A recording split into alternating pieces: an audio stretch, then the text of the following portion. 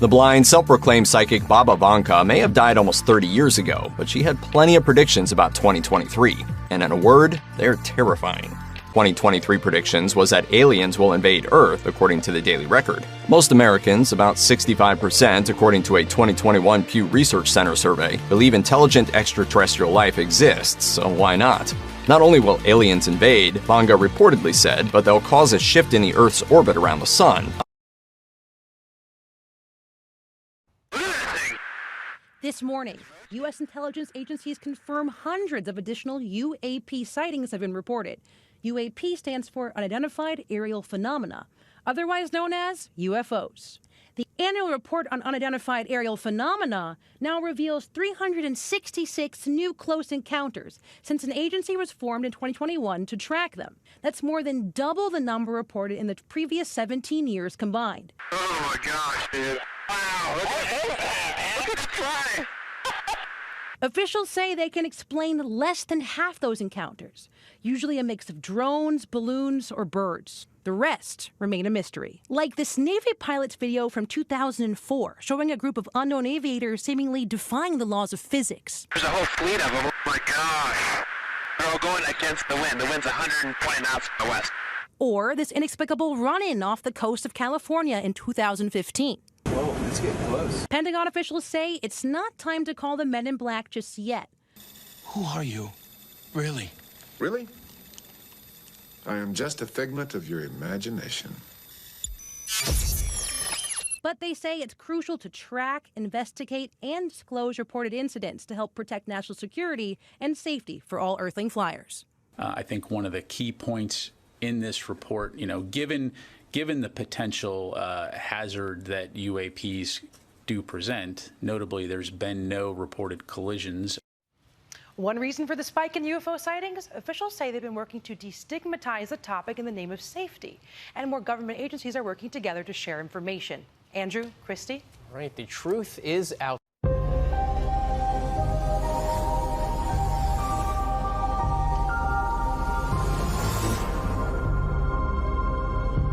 So history has recorded the first big UFO sighting in the United States is 1947 in Roswell, New Mexico, very famously right outside Roswell.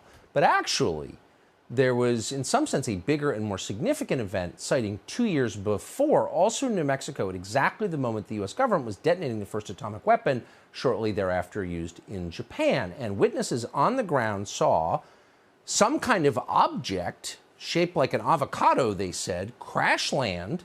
It was inspected by a lot of locals. There were beings inside, they said, and it was carted away by the U.S. government. Now, people don't want to be called crazy, so no one said too much about it for quite some years.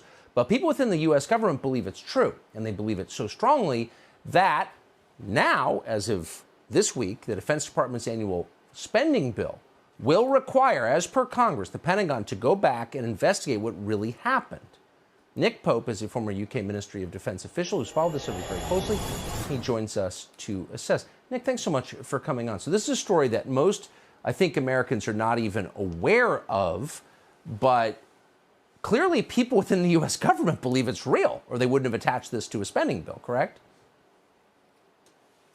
Correct, yes. This is being called the Roswell before Roswell. And you're right, people with some knowledge of these intelligence programs who've been briefing Congress about this made sure that this was put into the legislation.